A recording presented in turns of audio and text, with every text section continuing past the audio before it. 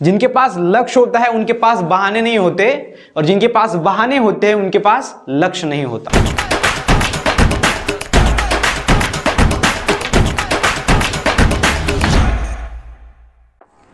Hello friend, welcome to the bio study with Nikhil YouTube channel. यहाँ पर हम biology सीखते हैं एक सिंपल वे के अंदर। मेरा नाम है बालाजी ठाकरे और मैंने MST CET 2019 में 99.98 परसेंटाइल स्कोर किया था। तो आपके लिए मैं लेकर आया हूँ MST CET का इम्पोर्टेंट थिंग्स जो आपको प्रिपेयर करनी पड़ेगी। फर्स्ट ऑफ ऑल, आपको MST CET का पूरा सिलेबस कंप्लीट करना पड़ेगा। कौन सा सिलेबस है? जिसमें कि आपके MST CET में जो कुछ भी चैप्टर दिए हुए हैं उस चैप्टर को आपको कंप्लीट करना पड़ेगा।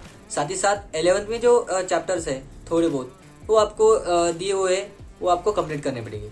सर ने इसके ऊपर स्पेशल वीडियो बनाई हुए है। सो बायोलॉजी हो, केमिस्ट्री हो या फिर फिजिक्स हो, इसमें जो इंपॉर्टेंट चैप्टर दिए हुए हैं वो आपको कंप्लीट करने पड़ेंगे। ठीक है, तो सबसे पहले एक चैप्टर लीजिए, कोई सा भी, वो चैप्टर को रीड कीजिए, अगेन रीड कीजिए एंड उसके ऊपर के एग्जाम्पल ध्यान में रखिए, उसके ऊपर के इंपॉर्टेंट थिंग्स ध्यान में रखिए एंड वो चैप्टर को कंप्लीट कीजिए।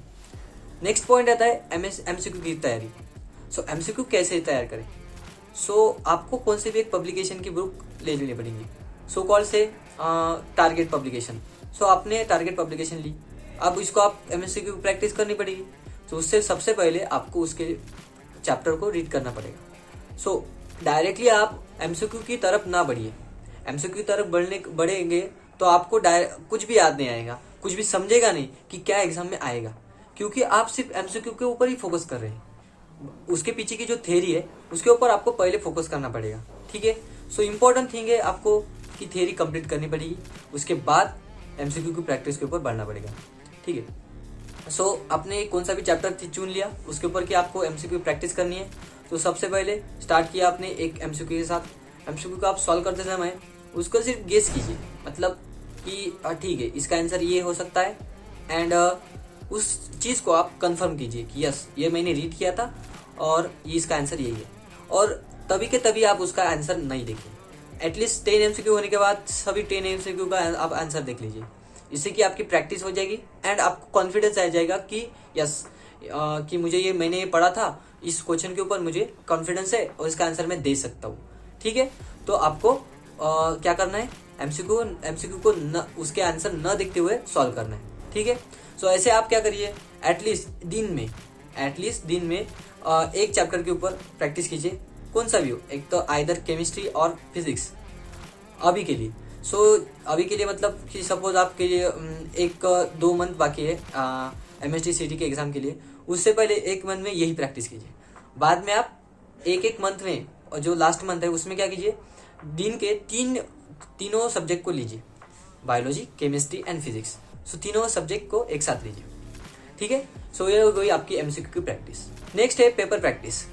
आपने पूरा प्रैक्टिस कर लिया, आपने MCQ प्रैक्टिस कर ली, बट क्या होता है कि आप एग्जाम में MCQ गलत करके आ सकते हैं, तो उसको आपको प्रैक्टिस करनी पड़ेगी। क्योंकि क्या होता है कि तीनों सब्जेक्ट होते हैं एक ही साथ, बायोलॉजी हो, फिजिक्स हो, केमिस्ट्री हो, तीनों सब्जेक्ट को एक साथ 3 घंटे के अंदर सॉल्व करना पड़ता है। तो उसके अनुसार आपको आपकी जो सिचुएशन है उसको ढालना पड़ेगा, आपके ब्रेन को उसको उस तरह से डेवलप करना पड़ेगा कि या ये ऐसे MCQ आएंगे तो हम कैसे सॉल्व करेंगे। ओके, तो उसके लिए आपको पेपर प्रैक्टिस करनी पड़ेगी। MCQ की पेपर प्रैक्टिस करते समय आप टाइमिंग का ध्यान में रखिए, क्योंकि क्या है, MCQ के प्रैक्टिस जो बायोलॉजी का पेपर है वो 90 मिनट के एंड फिजिक्स एंड केमिस्ट्री का कंबाइन मिलके और 90 मिनट के लिए, और दोनों का अलग अलग है। अगर आपने बायोलॉजी में से कुछ टाइम निकाल लिया तो उसके बाद वो टाइम आप फिजिक्स एंड केमिस्ट्री के लिए यूटिलाइज नहीं कर सकते, क्योंकि वो सेपरेट है। ओके, तो ये ध्यान में रखिए कि बायोलॉजी को आपको पूरा टाइम मिलेगा, 90 मिनट्स मिलेंगे, तो उसी में आपको ज़्यादा स्कोर करना है। क्योंकि आपका ज़्यादा स्कोर अगर बायोलॉजी में आ गया तो ज़्यादा आपका ओवरऑल स्कोर बढ़ जाएगा। ठीक है, तो सबसे पहले आपको यही ध्यान में रखना है। Biology is the prime subject, उसको आपको सबसे ज़्यादा इंपॉर्टेंट देना है। देन आता है केमिस्ट्री। उसमें आपको chemistry and then physics. Chemistry में आपको इनऑर्गेनिक केमिस्ट्री, ऑर्गेनिक केमिस्ट्री, इन चीज़ों को इंपॉर्टेंट देना है, एंड उसके बाद फिजिकल केमिस्ट्री एंड फिजिक्स को इंपॉर्टेंट देना है। ये जो स्ट्रैटेजी है ये अपनी है पेपर सॉल्विंग के लिए। कैसे आप पेपर सॉल्व कर सकते हैं, देखिए various types of MCQ paper आपके लिए अवेलेबल है। आप नेट के ऊपर सर्च कीजिए, आपको मिल जाएंगे। या फिर आप नीट के जो पेपर्स है वो भी यूज़ कर सकते हैं, क्योंकि मैक्सिमम सिलेबस जो है रिलेटेड आता है, तो आप वो भी यूज़ कर सकते हैं। ठीक है, सो ये हो गया अपना पेपर प्रैक्टिस।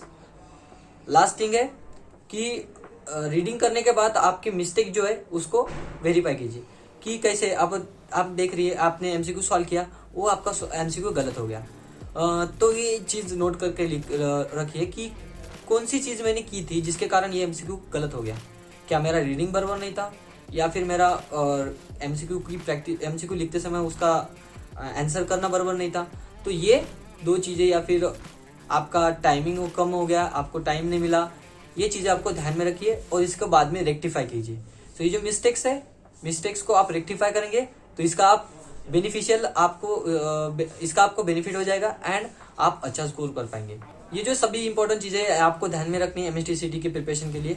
सो इसका अगर आपने अच्छे से तरीके से अगर फॉलो किया तो आपका MSTCT में अच्छा स्कोर आएगा ही आएगा। सो ऐसी जो इंपॉर्टेंट चीज़ें हैं MSTCT की प्रिपरेशन के लिए, वो आपके साथ मैं शेयर करते रहूँगा। तो बनी रहिए चैनल के साथ, मिलते हैं नेक्स्ट वीडियो में।